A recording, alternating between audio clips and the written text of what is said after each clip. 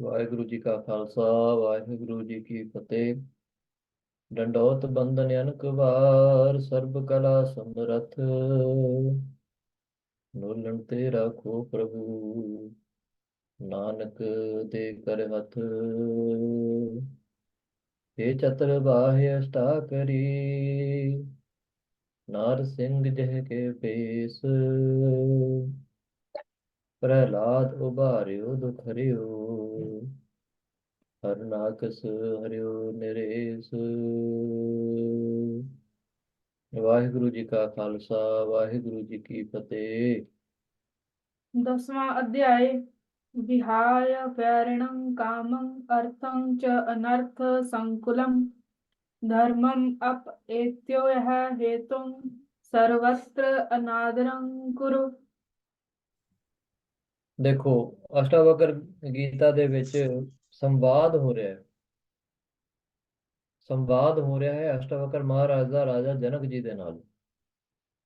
ਤੇ ਰਾਜਾ ਜਨਕ ਜੀ ਨੂੰ ਅਸ਼ਟਾਵਕਰ ਮਹਾਰਾਜ ਨੇ ਬ੍ਰਹਮ ਗਿਆਨ ਦੀ ਜਿਹੜੀ ਦਾਤ ਹੈ ਉਹ ਬਖਸ਼ ਦਿੱਤੀ ਹੈ। ਤੇ ਉਹ ਬਖਸ਼ਣ ਦੇ ਬਾਅਦ ਹੁਣ ਮੁਮੁਕਸ਼ੂ ਦੇ ਲਈ ਬਚਨ ਸਾਂਝੇ ਕਰ ਰਿਹਾ, ਭਾਵ ਸਾਡੇ ਲਈ ਜਿਹੜੇ ਬਚਨ ਨੇ ਕਿ ਸਾਨੂੰ ਕੀ ਕਰਨਾ ਚਾਹੀਦਾ। ਅਸ਼ਟਾਵਕਰ ਮਹਾਰਾਜ ਪਹੁੰਚੇ ਹੋਏ ਆ, ਰਾਜਾ ਜਨਕ ਮਹਾਰਾਜ ਜੀ ਪਹੁੰਚੇ ਹੋਏ ਨੇ।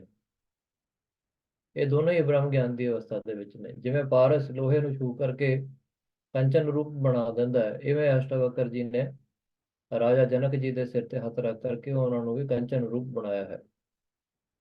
ਪਰ ਜੋ ਇਹਦੇ ਵਿੱਚ ਸੰਵਾਦ ਹੋ ਰਿਹਾ ਹੈ, ਇਹ ਨਾ ਹੀ ਹੁਣ ਅਸ਼ਟਾਵਕਰ ਮਹਾਰਾਜ ਲਈ ਹੈ, ਨਾ ਇਹ ਰਾਜਾ ਜਨਕ ਜੀ ਲਈ ਹੈ। ਇਹ ਸਾਡੇ ਵਰਗੇ ਮੂਰਖਾਂ ਲਈ ਹੈ ਕਿ ਅਸੀਂ ਵੀ ਕੁਝ ਸਿੱਖ ਸਕੀਏ। ਸੋ ਜੀਵਨ ਦੇ ਕਹਿੰਦੇ ਨੇ ਕਿ 4 ਲਕਸ਼ ਹੁੰਦੇ ਆ, 4 ਚੀਜ਼ਾਂ ਸਾਨੂੰ ਨਿਭਾਉਣੀਆਂ ਚਾਹੀਦੀਆਂ ਨੇ। ਉਹਨਾਂ ਨੂੰ 4 ਪੁਰਸ਼ਾਰਥ ਕਹਿੰਦੇ ਆ। ਪਹਿਲਾ ਹੈ ਧਰਮ, ਦੂਜਾ ਅਰਥ, ਤੀਜਾ ਕਾਮ ਤੇ ਚੌਥਾ ਮੋਕਸ਼। ਇਹ 4 ਪੁਰਸ਼ਾਰਥ ਨੇ ਕਿ ਸਾਰਿਆਂ ਨੂੰ ਕਰਨੇ ਚਾਹੀਦੇ ਹਨ। ਪਰ ਇਹ ਜਿਹੜਾ ਚੈਪਟਰ ਅਧਿਆਇ ਹੈ, ਇਹਦੇ ਵਿੱਚ ਅਸ਼ਟਾਵਕਰ ਮਹਾਰਾਜ ਜੀ ਕਹਿੰਦੇ ਨੇ ਕਿ ਧਰਮ, ਅਰਥ, ਕਾਮ, ਇਹ ਜਿਹੜੇ 3 ਚੀਜ਼ਾਂ ਨੇ ਇਹਨਾਂ ਦਾ ਤੂੰ ਤਿਆਗ ਕਰ। ਹਾਂ, ਇਹ ਸੁਣਨ ਨੂੰ ਥੋੜਾ ਜਿਹਾ ਹੁਣ ਲੱਗੂਗਾ ਕਿ ਕਿਵੇਂ ਤੁਸੀਂ ਕਹਿ ਰਹੇ ਹੋ ਕਿ ਬਈ ਧਰਮ ਦਾ ਵੀ ਤੁਸੀਂ ਤਿਆਗ ਕਰੋ, ਅਰਥ ਦਾ ਵੀ ਤਿਆਗ ਕਰੋ ਤੇ ਕਾਮ ਦਾ ਵੀ ਤਿਆਗ ਕਰੋ। ਇਹ ਕਿਵੇਂ ਹੋ ਸਕਦਾ ਹੈ? ਸਰੀਰ ਕਰਕੇ ਤਿਆਗ ਨਹੀਂ, ਮਨ ਕਰਕੇ ਤਿਆਗ ਜ਼ਰੂਰੀ ਹੈ। ਸੋ ਇਸ ਕਰਕੇ ਇਹ ਉਪਦੇਸ਼ ਮਨ ਨੂੰ ਹੈ, ਜਿਵੇਂ ਗੁਰਬਾਣੀ ਸਾਨੂੰ ਉਪਦੇਸ਼ ਦਿੰਦੀ ਹੈ ਮਨ ਕਰਕੇ। ਤੇ ਤਨ ਦਾ ਗੁਰੂ ਸਾਡਾ ਗੁਰੂ ਪੰਥ ਖਾਲਸਾ ਹੈ, 5 ਪਿਆਰੇ ਨੇ। ਉਹ ਜਿਹੜੇ ਤਨ ਨੂੰ ਉਪਦੇਸ਼ ਦਿੰਦੇ ਨੇ, ਤਨਖਾਹ ਲਾਉਂਦੇ, ਉਹ ਤਨ ਲਈ ਹੁੰਦਾ। ਮਨ ਨੂੰ ਉਪਦੇਸ਼ ਲਾਉਣ ਵਾਲਾ, ਮਨ ਨੂੰ ਤਨਖਾਹ ਦੇਣ ਵਾਲਾ ਗੁਰਬਾਣੀ ਹੈ। ਇਵੇਂ ਧਨ, ਧਰਮ, ਅਰਥ, ਕਾਮ ਤੇ ਮੋਕਸ਼, ਜਿਹੜਾ ਮੋਕਸ਼ ਦੀ ਪਦਵੀ ਨੂੰ ਪਾਉਣਾ ਚਾਹੁੰਦਾ ਹੈ, ਉਹਨੂੰ ਪਹਿਲਾਂ ਜਿਹੜੇ 3 ਪੁਰਸ਼ਾਰਥ ਨੇ ਉਹਨਾਂ ਦਾ ਤਿਆਗ ਕਰਨਾ ਮਨ ਤੋਂ ਬਹੁਤ ਜ਼ਰੂਰੀ ਹੈ। ਸੋ ਪਹਿਲੇ ਸ਼ਲੋਕ ਦੇ ਵਿੱਚ ਅਸ਼ਟਾਵਕਰ ਜੀ ਕਹਿ ਰਹੇ ਨੇ ਕਿ ਜੋ ਕਾਮ ਰੂਪੀ, ਕਾਮ ਕੀ ਹੁੰਦਾ? ਕਾਮਨਾ, ਡਿਜ਼ਾਇਰ। ਉਹਦਾ ਜਿਹੜਾ ਵੈਰੀ ਹੈ ਉਹ ਹੈ ਵਿਰਾਗ। ਜੇ ਤੁਸੀਂ ਕਾਮਨਾ ਨੂੰ ਮਾਰਨਾ ਚਾਹੁੰਦੇ ਹੋ ਤੇ ਇੱਕ ਹੀ ਤਰੀਕਾ ਹੈ ਕਿ ਵਿਰਾਗ ਦੇ ਮਾਰਗ ਨੂੰ ਅਪਣਾ ਲਓ। ਹੁਣ ਵਿਰਾਗ ਕੀ ਹੈ? ਮਾਇਆ ਦੀ ਕੋਈ ਵੀ ਵਸਤੂ, ਇੱਕ ਤ੍ਰਿਣ ਤੋਂ ਲੈ ਕਰਕੇ ਬ੍ਰਹਮ ਲੋਕ ਤੱਕ ਦੇ ਸਾਰੇ ਸੁੱਖਾਂ ਦਾ ਮਨ ਤੋਂ ਤਿਆਗ ਕਰਨਾ। ਕਿਸੇ ਵੀ ਚੀਜ਼ ਦਾ ਮਨ ਦੇ ਵਿੱਚ ਇੱਛਾ ਨਹੀਂ ਰੱਖਣੀ ਕਿ ਮੈਂ ਫਲਾਣਾ ਕੰਮ ਕਰਾਂ ਤੇ ਮੈਨੂੰ ਇਹ ਚੀਜ਼ ਮਿਲ ਜਾਣੀ ਚਾਹੀਦੀ ਹੈ।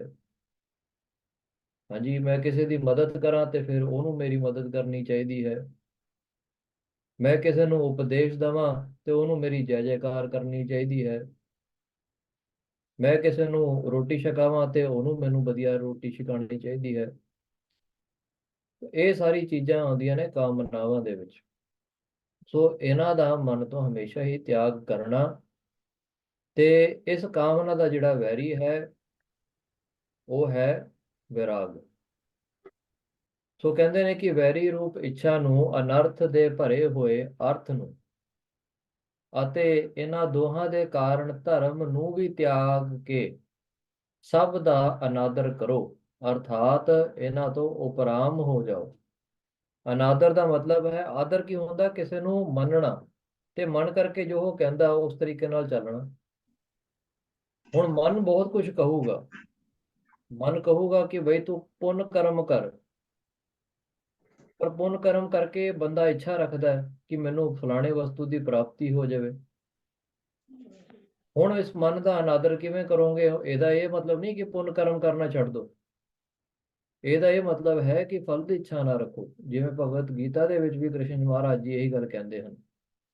ਸਰਬਲੋ ਮਹਾਰਾਜ ਦੇ ਵਿੱਚ ਮਹਾਰਾਜ ਜੀ ਗੁਰੂ ਗੋਬਿੰਦ ਸਿੰਘ ਜੀ ਨੇ ਉਲੱਥਾ ਕੀਤਾ ਹੋਇਆ ਹੈ ਭਗਵਤ ਗੀਤਾ ਦਾ।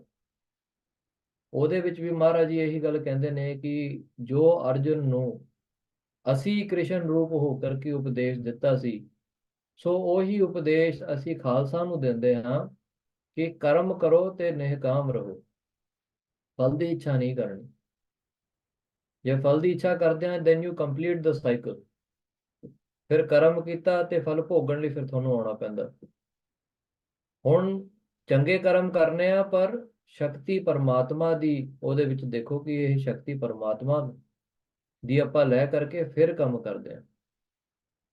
ਜਿਵੇਂ ਚੰਡੀ ਦੀ ਵਾਰ ਦੇ ਵਿੱਚ ਵੀ ਮਹਾਰਾਜ ਕਹਿੰਦੇ ਨੇ ਕਿ ਕ੍ਰਿਸ਼ਨ ਨੂੰ ਵੀ ਬਲ ਦੇਣ ਵਾਲਾ ਕੌਣ ਸੀ, ਦੁਰਗਾ ਨੂੰ ਬਲ ਦੇਣ ਵਾਲਾ ਕੌਣ ਸੀ।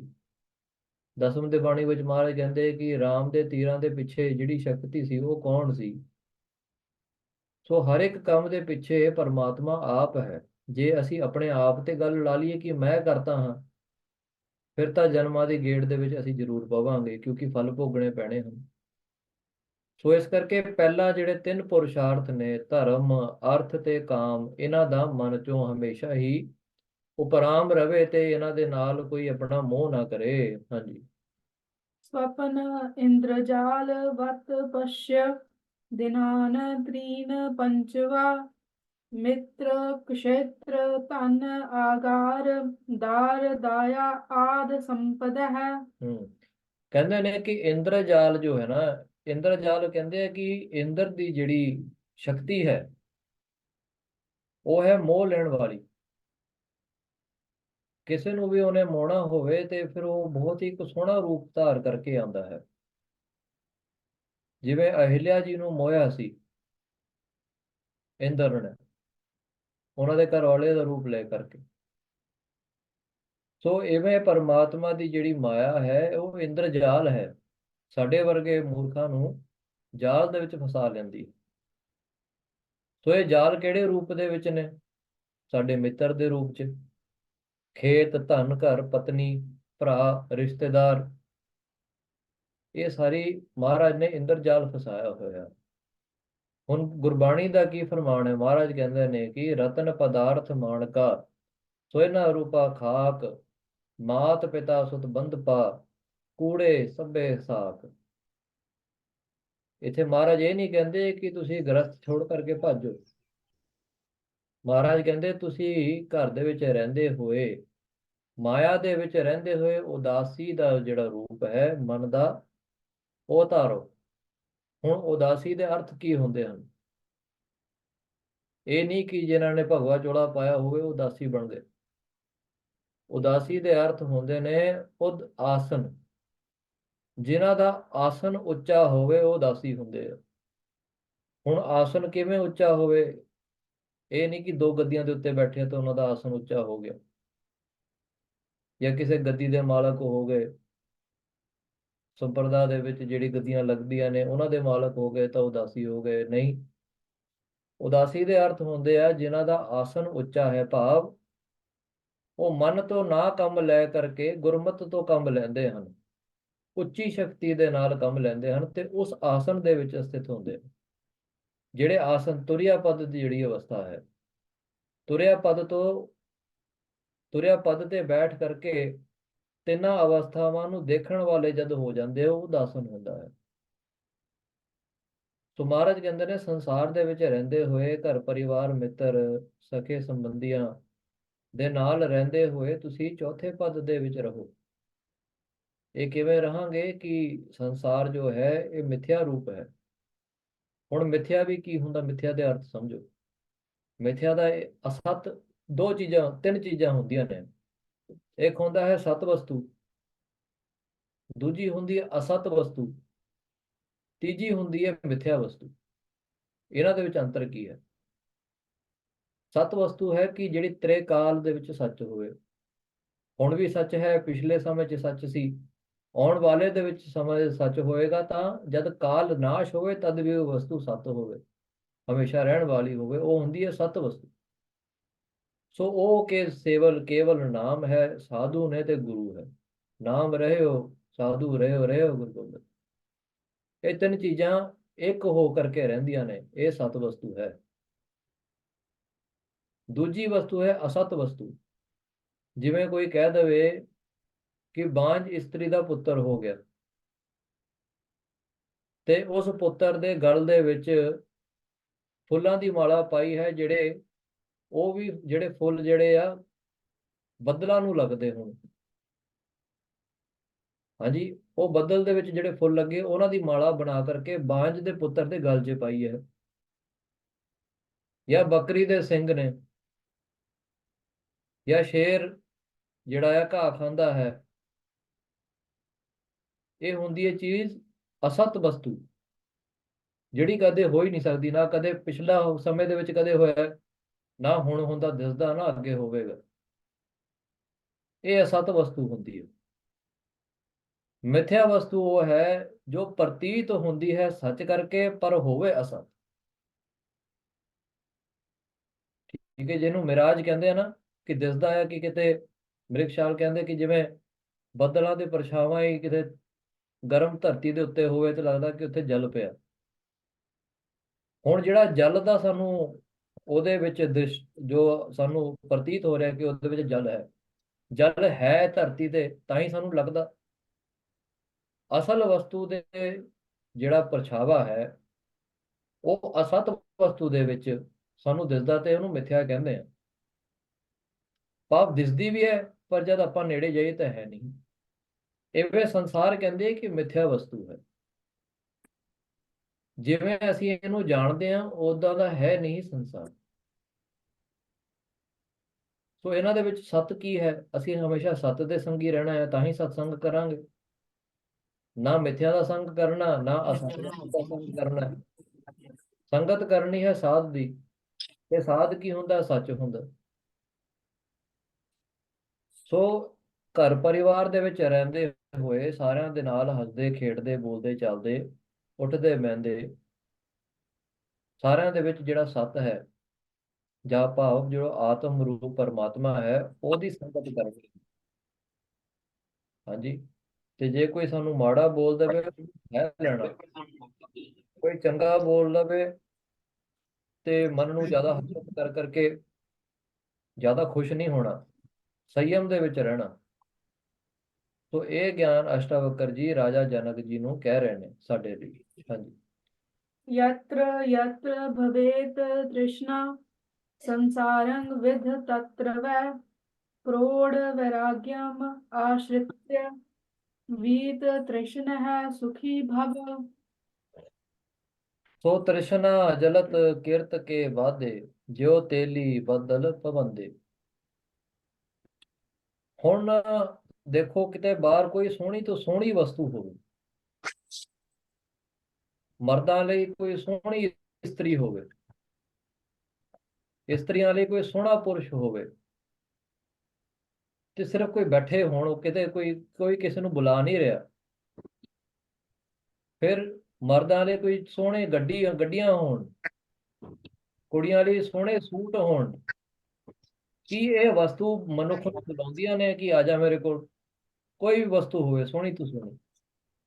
ਹੁਣ ਚੰਦਰਮਾ ਸਾਰਿਆਂ ਨੂੰ ਸੋਹਣਾ ਲੱਗਦਾ, ਪਰ ਕਦੇ ਸੁਣਿਆ ਚੰਦਰਮਾ ਨੇ ਕਿਸੇ ਨੂੰ ਹੱਥ ਮਾਰ ਦੇਵੇ ਵੀ ਮੇਰੇ ਕੋਲ ਆ ਜਾ? ਹਾਂਜੀ, ਇਹ ਕਦੇ ਨਹੀਂ ਹੋਇਆ। ਸੋ ਹੁਣ ਦੇਖੋ ਕਿ ਵਸਤੂ ਦੇ ਵਿੱਚ ਦੋਸ਼ ਹੈ ਕਿ ਮਨੁੱਖ ਦੇ ਵਿੱਚ ਦੋਸ਼ ਹੈ? ਦੋਸ਼ ਕਿੱਥੇ ਹੈ? ਕੋਈ ਵਸਤੂ ਜਿੰਨੀ ਸੋਹਣੀ ਹੋਵੇ, ਜਿੰਨੀ ਮਾੜੀ ਹੋਵੇ, ਵਸਤੂ ਤਾਂ ਕਦੇ ਸਾਨੂੰ ਨਹੀਂ ਬੁਲਾਉਂਦੀ ਆਪਣੇ ਕੋਲ। ਸੰਗਤ ਕੌਣ ਕਰ ਰਿਹਾ ਹੈ? ਵਸਤੂ ਸਾਡੀ ਸੰਗਤ ਕਰਦੀ ਹੈ, ਅਸੀਂ ਵਸਤੂ ਦੀ ਸੰਗਤ ਕਰਦੇ ਹਾਂ। ਸਾਡਾ ਮਨ ਕਰਦਾ, ਮਨ ਕਰਕੇ ਅਸੀਂ ਸਰੀਰ ਦੇ ਨਾਲ ਸੰਗਤ ਕਰਦੇ ਹਾਂ। ਤੇ ਮਨ ਕਰਮ ਕਰਾ ਕਰਕੇ ਸਰੀਰ ਨੂੰ ਭੋਗ ਨੂੰ ਭੋਗਣ ਵਾਲਾ ਬਣਾਉਂਦਾ ਹੈ। ਫਿਰ ਰੋਗ ਕਿਹਨੂੰ ਲੱਗਦੇ ਆ? ਸਰੀਰ ਨੂੰ ਲੱਗਦੇ ਆ। ਮਾਰ ਕੌਣ ਖਾਂਦਾ? ਚੋਰ ਦਾ ਮਨ ਕਰਦਾ ਚੋਰੀ ਕਰੇ, ਪਰ ਜਦ ਫੜਿਆ ਜਾਂਦਾ ਤੇ ਪੁਲਿਸ ਉਹਨੂੰ ਡੰਡੇ ਮਾਰਦਾ ਹੈ, ਉਹ ਡੰਡੇ ਕਿਹਨੂੰ ਸਹਿਣੇ ਪੈਂਦੇ ਆ? ਸਰੀਰ ਨੂੰ ਕਿ ਮਨ ਨੂੰ?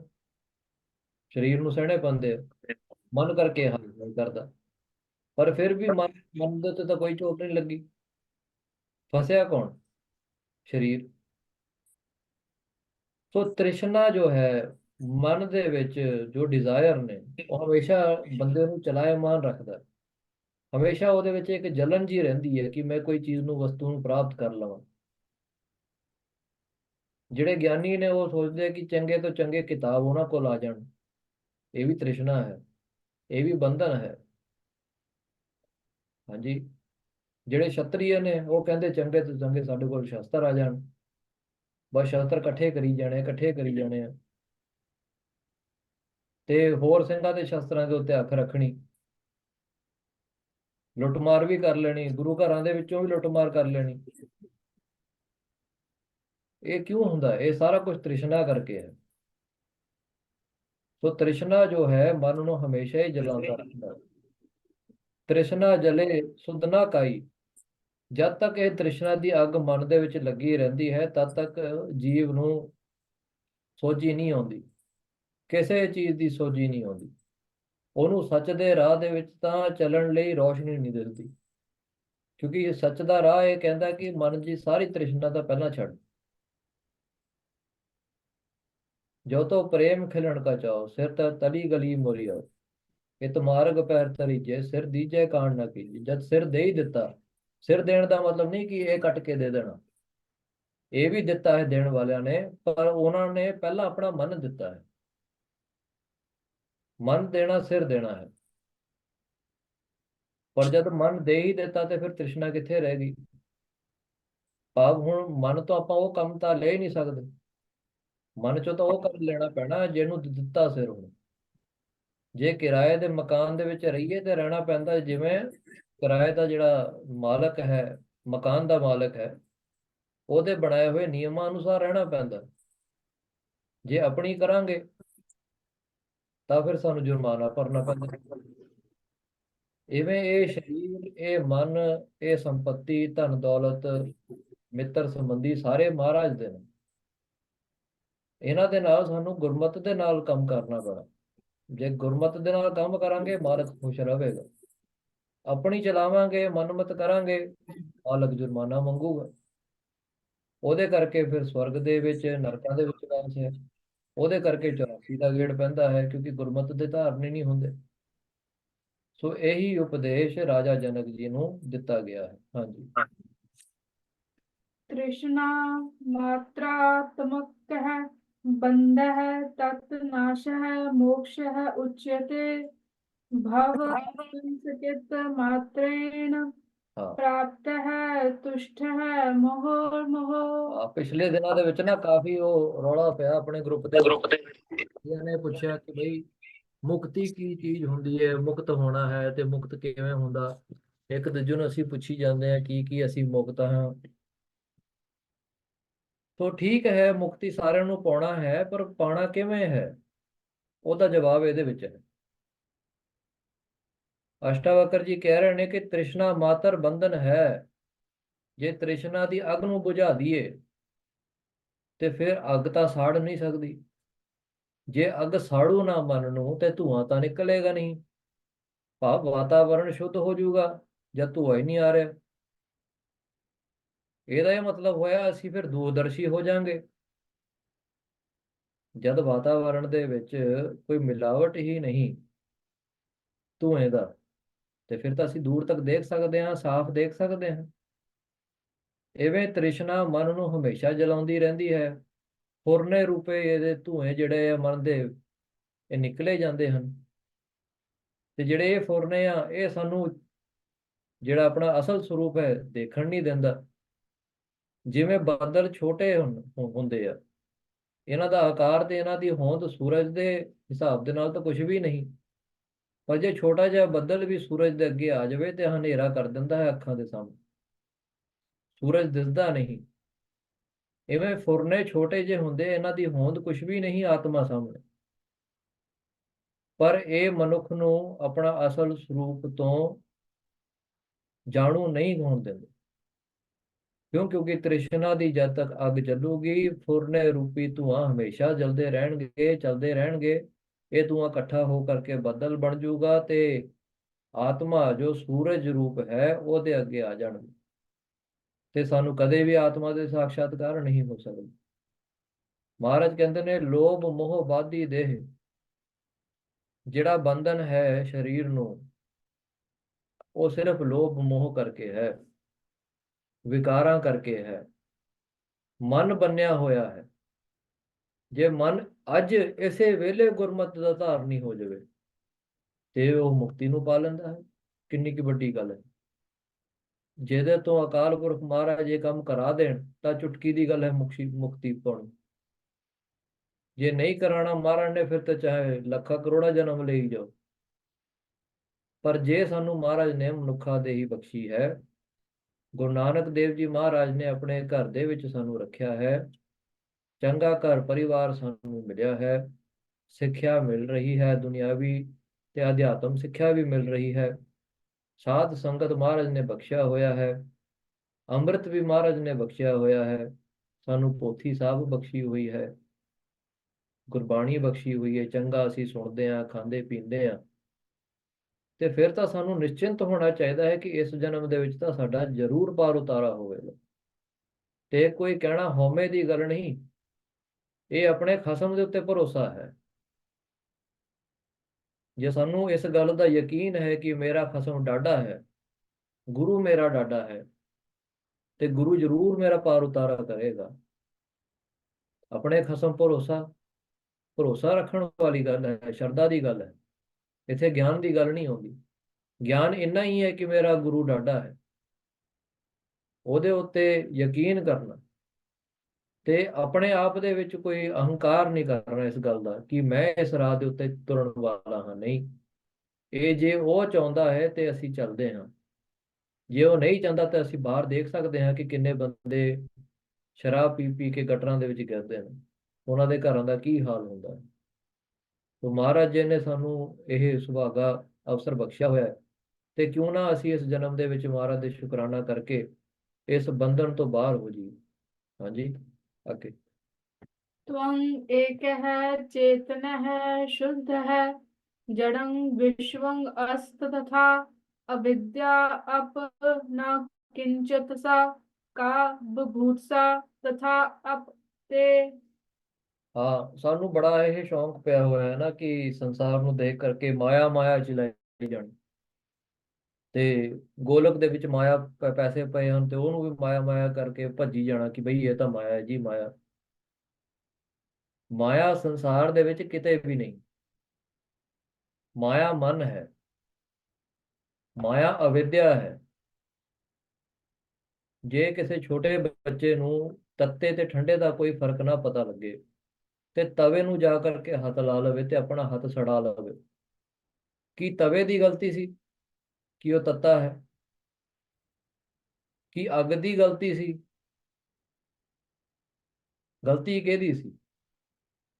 ਉਸ ਬੱਚੇ ਦੇ ਮਨ ਦੀ ਗਲਤੀ ਸੀ। ਗਲਤੀ ਵੀ ਕਿਉਂ ਹੋਈ? ਕਿਉਂਕਿ ਅਵਿਦਿਆ ਸੀ। ਸੋ ਜਿਨ੍ਹਾਂ ਨੂੰ ਮਹਾਰਾਜ ਨੇ ਗਿਆਨ ਬਖਸ਼ਿਆ ਹੈ, ਉਹ ਸੰਸਾਰ ਨੂੰ ਦੇਖ ਕਰਕੇ ਤਾਂ ਡਰਦੇ ਨਹੀਂ ਕਦੇ, ਉਹ ਨਹੀਂ ਭੱਜਦੇ ਕਿਧਰੋਂ ਵੀ। ਜੇ ਉਹ ਲੱਖਾਂ ਦੇ ਭੀੜ ਦੇ ਵਿੱਚ ਵੀ ਹੋਣ ਤਾਂ ਵੀ ਆਨੰਦ ਦੇ ਵਿੱਚ ਨੇ, ਤੇ ਜੇ ਉਹ ਏਕਾਂਤ ਦੇ ਵਿੱਚ ਨੇ ਤਾਂ ਵੀ ਆਨੰਦ ਦੇ ਵਿੱਚ ਨੇ, ਕਿਉਂਕਿ ਉਹ ਆਪਣੇ ਮੂਲ ਤੱਤ ਦੇ ਨਾਲ ਜੁੜੇ ਹੁੰਦੇ ਆ। ਸੋ ਇਵੇਂ ਅਵਿਦਿਆ ਹੀ ਮਾਇਆ ਦਾ ਕਾਰਨ ਹੈ। ਜਿਸ ਦਿਨ ਅਵਿਦਿਆ ਨਾਸ਼ ਹੋ ਜਾਵੇ, ਉਸ ਦਿਨ ਸਾਨੂੰ ਆਤਮ ਦੇ ਸਾਖਸ਼ਾਤਕਾਰ ਹੋ ਜਾਂਦੇ, ਉਸੇ ਵੇਲੇ ਸਾਖਸ਼ਾਤਕਾਰ ਹੋ ਜਾਂਦੇ, ਕਿਉਂਕਿ ਆਤਮਾ ਨੇ ਕਿਧਰੋਂ ਆਉਣਾ ਨਹੀਂ ਹੈ।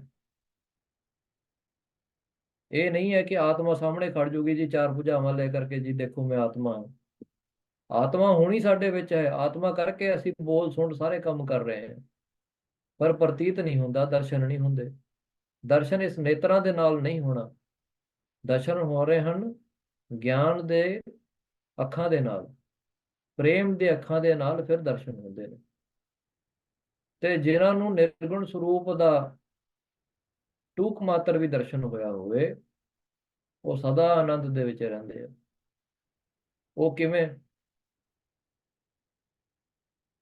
ਇਹਦੇ ਵਿੱਚ ਦ੍ਰਿਸ਼ਟਾਂਤ ਹੈ ਕਿ ਕਹਿੰਦੇ ਹਨ ਕਿ ਇੱਕ ਨਾ ਬਜ਼ੁਰਗ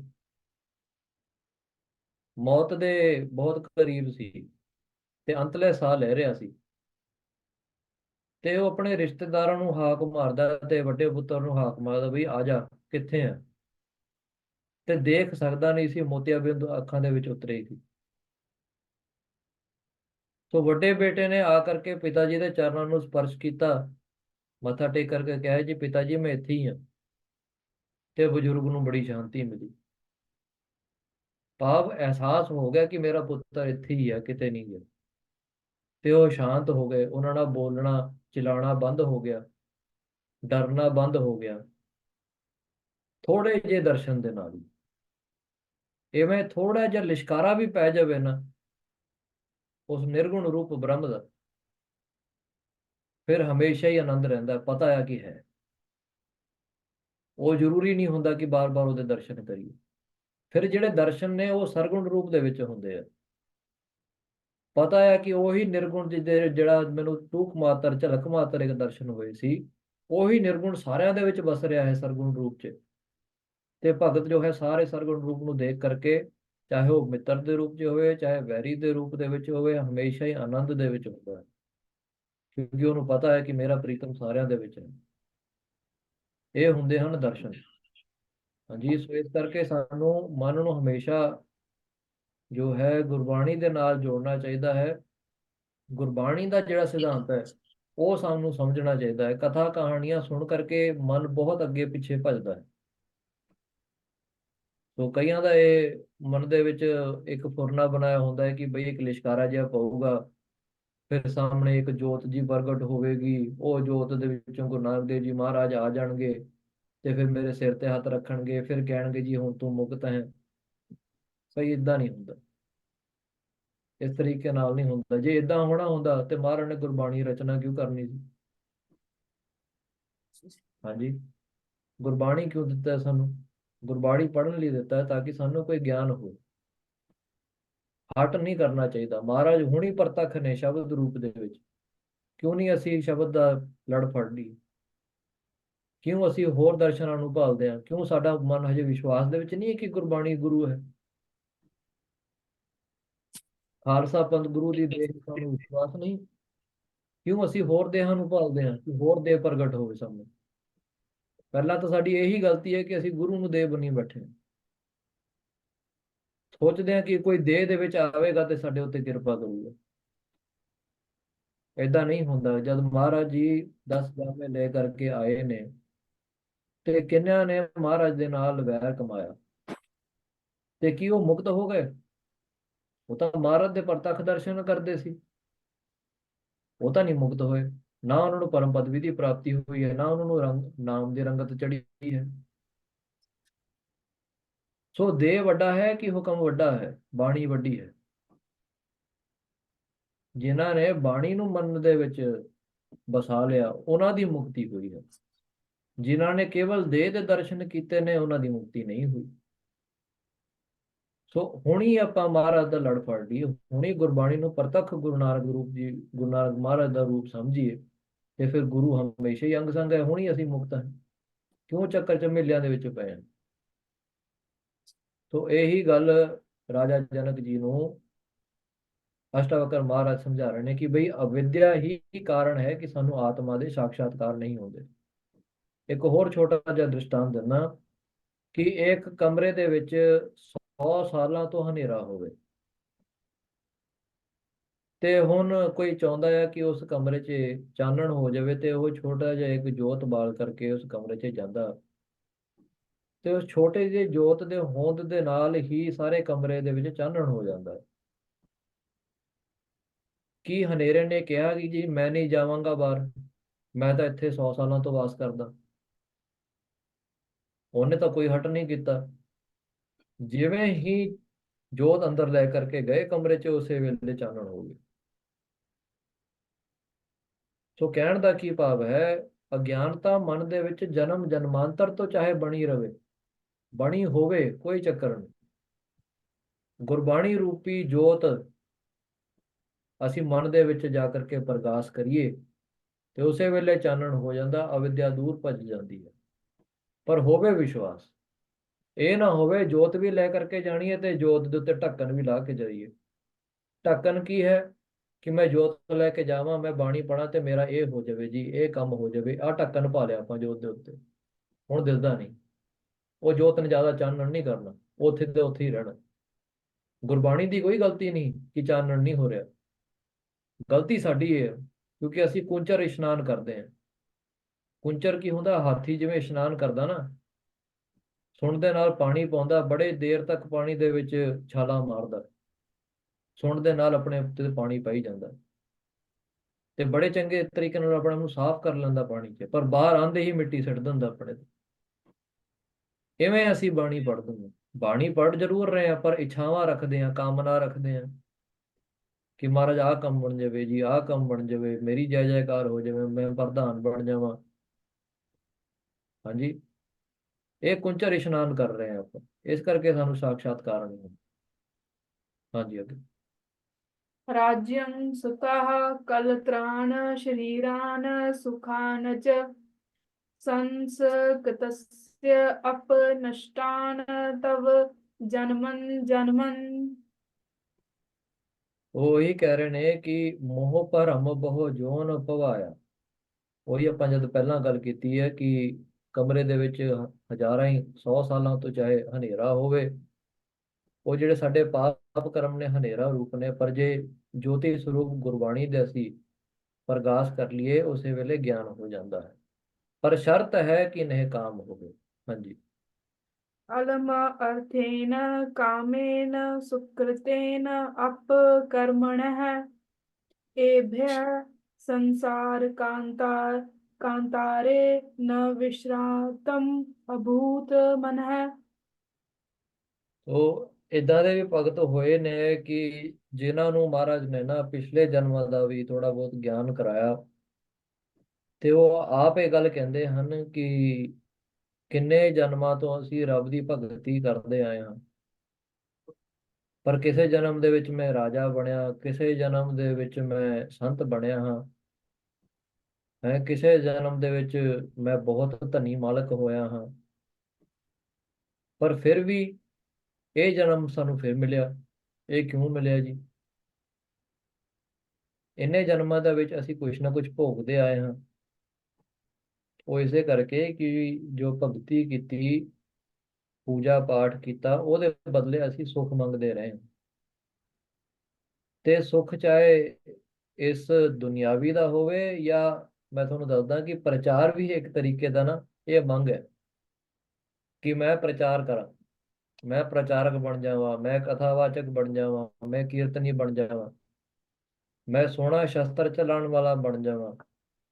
ਚਾਹੇ ਹੈ ਇਹ ਚੰਗੇ ਪਾਸੇ ਦੇ ਇੱਛਾ ਨੇ, ਪਰ ਹੈ ਕਿਉਂਕਿ ਇੱਛਾ, ਜਦ ਤੱਕ ਇੱਛਾ ਹੋਵੇਗੀ ਤਦ ਤੱਕ ਆਤਮਾ ਦੇ ਸਾਖਸ਼ਾਤਕਾਰ ਨਹੀਂ ਹੁੰਦੇ, ਕਿਉਂਕਿ ਧੂਆਂ ਤਾਂ ਚੱਲ ਰਿਹਾ ਹੈ, ਤ੍ਰਿਸ਼ਨਾ ਤਾਂ ਹੈ ਮਨ ਦੇ ਵਿੱਚ।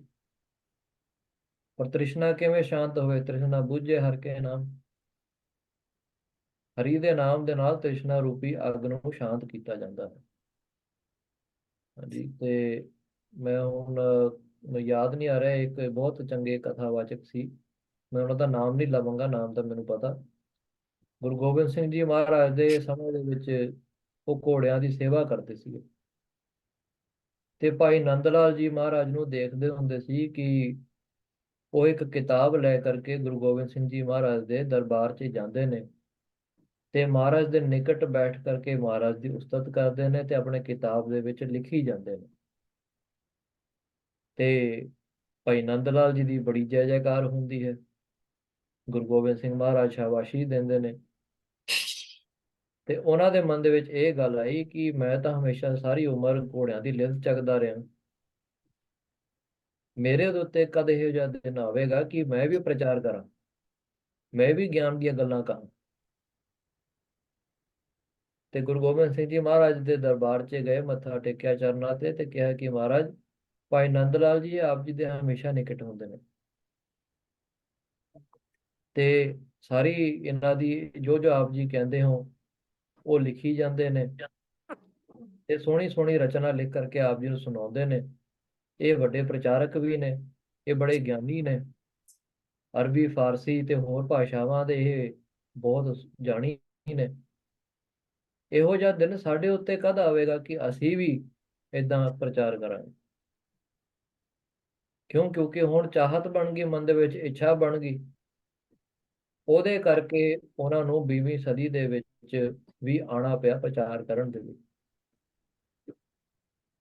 ਮਹਾਰਾਜ ਨੇ ਉਹਨਾਂ ਨੂੰ ਬਖਸ਼ਿਸ਼ ਕੀਤੀ ਕਿ ਤੂੰ ਫਿਰ ਆਏਗਾ ਸਿੰਘਾ, ਕਿ ਆ ਕਰਕੇ ਤੂੰ ਫਿਰ ਪ੍ਰਚਾਰ ਕਰੇਗਾ, ਕਿਉਂਕਿ ਤੇਰੇ ਮਨ ਦੀ ਇੱਛਾ ਹੈ। ਹੁਣ ਚਾਹੇ ਇੱਛਾ ਜਿਵੇਂ ਮਰਜ਼ੀ ਹੋਵੇ, ਸਾਖਸ਼ਾਤਕਾਰ ਜੇ ਕਰਨੇ ਆ ਆਤਮਾ ਦੇ, ਤੇ ਫਿਰ ਨਿਰ ਇੱਛਾ। ਇਹੋ ਜਿਹੇ ਭਗਤ ਵੀ ਹੋਏ ਨੇ ਕਿ ਰੱਬ ਨੂੰ ਉਹ ਕਹਿ ਦਿੰਦੇ ਨੇ ਕਿ ਬਈ ਠਹਿਰ ਜਾ ਤੂੰ। ਵਿਠਲ ਆਪ ਜੀ ਨੇ ਨਾਮ ਸੁਣਿਆ ਹੋਣਾ ਗੁਰਬਾਣੀ ਦੇ ਵਿੱਚ, ਕ੍ਰਿਸ਼ਨ ਜੀ ਦਾ ਨਾਮ ਹੈ ਵਿਠਲ। ਉਹਨਾਂ ਦੇ ਭਗਤ ਹੋਏ ਨੇ। ਉਹ ਕਹਿੰਦੇ ਨੇ ਕਿ ਉਹ ਜਿਹੜੇ ਸੀਗੇ ਕ੍ਰਿਸ਼ਨ ਜੀ, ਉਹਨਾਂ ਦੇ ਦਰਸ਼ਨ ਕਰਨ ਆਏ ਭਗਤ ਦੇ, ਕਿ ਮੇਰਾ ਭਗਤ ਕਿੰਨਾ ਨਿਸ਼ਕਰਮ ਹੈ, ਕੋਈ ਕਾਮਨਾ ਨਹੀਂ ਰੱਖਦਾ, ਪਰ ਆਪਣਾ ਧਰਮ ਨਿਭਾਈ ਜਾਂਦਾ ਹੈ। ਤੇ ਕ੍ਰਿਸ਼ਨ ਜੀ ਉਹਨਾਂ ਦੇ ਦਰਸ਼ਨ ਕਰਨ ਆਏ ਹਨ, ਦਰਵਾਜ਼ੇ ਦੇ ਉੱਤੇ ਖੜੇ ਨੇ, ਹਾਕ ਵੀ ਲਾ ਰਹੇ ਨੇ ਕਿ ਮੈਂ ਆ ਗਿਆ ਹਾਂ। ਭਗਤ ਕਹਿੰਦਾ ਹਜੇ ਠਹਿਰ ਜਾ, ਮੈਂ ਆਪਣੀ ਮਾਤਾ ਦੀ ਸੇਵਾ ਕਰ ਰਿਹਾ, ਤੂੰ ਉੱਥੇ ਹੀ ਖੜ ਜਾ। ਰੱਬ ਨੂੰ ਵੀ ਹੁਕਮ ਲਾਉਣ ਵਾਲੇ ਭਗਤ ਹੋ ਜਾਂਦੇ ਨੇ। ਭਾਵ ਉਹਨਾਂ ਨੂੰ ਫਿਰ ਦਰਸ਼ਨਾਂ ਦੀ ਵੀ ਆਸ ਨਹੀਂ ਰਹਿੰਦੀ। ਇਹੋ ਜਿਹੇ ਵੱਡੇ ਭਗਤ ਹੋ ਜਾਂਦੇ ਨੇ। ਇਹਨਾਂ ਨੂੰ ਕਹਿੰਦੇ ਨੇ ਕਿ ਬ੍ਰਹਮ ਗਿਆਨੀ। ਇਹਨਾਂ ਨੂੰ ਕਹਿੰਦੇ ਨੇ ਕਿ ਜਿਨ੍ਹਾਂ ਦਾ ਪਾਣੀ ਭਰਦਾ ਹੈ ਰੱਬ, ਕਿਉਂਕਿ ਉਹ ਕਾਮਨਾ ਨਹੀਂ ਰੱਖਦੇ ਮਨ ਦੇ ਵਿੱਚ। ਹਾਂਜੀ। कृतं न कत जन्मान कायान कायेन मनसा गिरा दुखम आय सदं करम तत् अद्य अप उपर म्यताम। ਹਾਂ, ਕਹਿੰਦੇ ਨੇ ਕਿ ਹੇ ਮੁਮੁਖਸ਼ੂ, ਤੂੰ ਇੰਨੇ ਜਨਮਾਂ ਤੋਂ ਸ਼ੁਭ ਕਰਮ ਕਰਦਾ ਆਇਆ ਹੈ। ਕਦੇ ਤੂੰ ਕਿਤੇ ਲੰਗਰ ਲਾਇਆ, ਕਦੇ ਤੂੰ ਕਿਸੇ ਦੇ ਪਾਟੇ ਸਿੱਤੇ ਨੇ, ਕਦੇ ਕਿਸੇ ਦੀ ਦਵਾਈ ਬੂਟੀ ਕੀਤੀ ਹੈ, ਪਰ ਤੂੰ ਕੀਤਾ ਸਾਰਾ ਕੁਝ ਇੱਕ ਕਾਮਨਾ ਕਰਕੇ ਹੈ। ਇਹਦੇ ਕਰਕੇ ਤੈਨੂੰ ਗਿਆਨ ਨਹੀਂ ਹੋਇਆ। ਸੋ ਮੈਂ ਤੈਨੂੰ ਕਹਿੰਦਾ ਹਾਂ, ਜੇ ਤੂੰ ਹੁਣ ਇਸੇ ਵੇਲੇ ਗਿਆਨ ਚਾਹੁੰਦਾ ਹੈ, ਮੁਕਤੀ ਚਾਹੁੰਦਾ ਹੈ, ਤੇ ਸਾਰੀਆਂ ਚੀਜ਼ਾਂ ਛੱਡ ਦੇ। ਤਿੰਨ ਪੁਰਸ਼ਾਰਥ ਪਹਿਲਾਂ ਦੱਸਿਆ ਸੀ, ਧਰਮ ਅਰਥ ਕਾਮ, ਇਹਨਾਂ ਨੂੰ ਮਨ ਤੋਂ ਉਤਾਰ ਦੇ। ਸਰੀਰ ਕਰਕੇ ਕਰੀ ਜਾ, ਸੁਭਾਵਕ ਕਰੀ ਜਾ, ਕਰਮ ਕਰ, ਪਰ ਇਹਦੇ ਵਿੱਚ ਫਲ ਦੀ ਇੱਛਾ ਨਾ ਰੱਖ। ਫਿਰ ਤੈਨੂੰ ਇਸੇ ਵੇਲੇ ਤੈਨੂੰ ਗਿਆਨ ਹੋ ਜਾਊਗਾ। ਦੇਖੋ ਇੰਨੀ ਵੱਡੀ ਜੁਗਤੀ ਹੈ। ਇਹ ਜੁਗਤੀ ਯੁੱਧ ਦੇ ਮੈਦਾਨ ਦੇ ਵਿੱਚ ਵੀ ਮੁਕਤੀ ਨੂੰ ਦੇਣ ਵਾਲੀ ਹੈ। ਜਿਵੇਂ ਕ੍ਰਿਸ਼ਨ ਜੀ ਮਹਾਰਾਜ ਇੰਨੇ ਲੱਖਾਂ ਦੇ ਗਿਣਤੀ ਦੇ ਵਿੱਚ ਜਦ ਜੰਗ ਹੋ ਰਿਹਾ ਸੀ ਕੁਰੂਕਸ਼ੇਤਰ 'ਚ, ਤੇ ਕਿਹੋ ਜਿਹਾ ਮਾਹੌਲ ਹੋਵੇਗਾ ਜਿੱਥੇ ਦੋ ਬੰਦੇ ਵੀ ਲੜ ਜਾਣ, ਤੁਹਾਨੂੰ ਪਤਾ ਕਿਹੋ ਜਿਹਾ ਮਾਹੌਲ ਬਣ ਜਾਂਦਾ ਉੱਥੇ। ਉੱਥੇ ਤੁਸੀਂ ਕਿਸੇ ਨੂੰ ਗਿਆਨ ਦੇਣ ਦੀ ਕੋਸ਼ਿਸ਼ ਕਰੋ, ਕਿ ਮੰਨਦਾ ਕੋਈ ਗੱਲ? ਪਰ ਅਰਜੁਨ ਦੀ ਦੇਖੋ ਬਿਰਤੀ ਕਿਹੋ ਜੀ ਹੋਣੀ ਹੈ, ਕਿ ਜੰਗ ਦੇ ਮਾਹੌਲ ਦੇ ਵਿੱਚ ਕ੍ਰਿਸ਼ਨ ਮਹਾਰਾਜ ਦੇ ਬਚਨਾਂ ਤੋਂ ਇੱਕ ਵਾਰੀ ਕਹੀ ਹੋਈ ਗੱਲ ਇਹ ਸਮਝਾਈ ਕਿ ਕਰਮ ਕਰ, ਪਰ ਉਹਦੇ ਵਿੱਚ ਇੱਛਾ ਨਾ ਰੱਖ। ਉਹੀ ਗਿਆਨ ਦਾ ਕਾਰਨ ਬਣ ਗਿਆ। ਭਾਵ ਇਹ ਜੁਗਤੀ ਜੰਗ ਦੇ ਮੈਦਾਨ ਦੇ ਵਿੱਚ ਵੀ ਫਤਿਹ ਦੇਣ ਵਾਲੀ ਹੈ। ਤੇ ਅਸੀਂ ਤਾਂ ਆਰਾਮ ਦੇ ਵਿੱਚ ਘਰ ਦੇ ਵਿੱਚ ਬੈਠੇ ਹਾਂ, ਪੰਖੇ ਦੇ ਥੱਲੇ ਬੈਠੇ ਹਾਂ, ਏਸੀ ਦੇ ਵਿੱਚ ਬੈਠੇ ਹਾਂ, ਸਾਡਾ ਕਿਸੇ ਦੇ ਨਾਲ ਲੜਾਈ ਨਹੀਂ, ਰੋਟੀ ਪਾਣੀ ਸਾਰਾ ਕੁਝ ਛਕੀ ਜਾਂਦੇ ਆ, ਰਾਜਿਆਂ ਵਰਗਾ ਰਹਿੰਦੇ ਆ ਆਪਾਂ। ਤੇ ਫਿਰ ਕਿਉਂ ਨਾ ਅਸੀਂ ਇਸ ਜੁਗਤੀ ਨੂੰ ਅਪਣਾ ਲਈਏ। ਹਾਂਜੀ। ਸੋ ਇੱਥੇ ਆਪਾਂ ਸਮਾਪਤ ਕਰਦੇ ਹਾਂ। ਅੱਜ 10ਵਾਂ ਅਧਿਆਇ ਸੀ ਇਹ। ਹਾਂਜੀ, 10ਵਾਂ ਅਧਿਆਇ ਦੀ ਆਪਾਂ ਇੱਥੇ ਮਹਾਰਾਜ ਦੀ ਕਿਰਪਾ ਨਾਲ ਵਿਚਾਰ ਕੀਤੇ ਨੇ, ਤੇ ਇੱਥੇ ਰਿਕਾਰਡਿੰਗ ਸਮਾਪਤ ਕਰਦੇ ਹਾਂ। ਉਹਦੇ ਬਾਅਦ ਆਪਾਂ ਪ੍ਰਸ਼ਨ ਉੱਤਰ ਕਰਦੇ ਹਾਂ ਜੀ। ਵਾਹਿਗੁਰੂ ਜੀ ਕਾ ਖਾਲਸਾ, ਵਾਹਿਗੁਰੂ ਜੀ ਕੀ ਫਤਿਹ।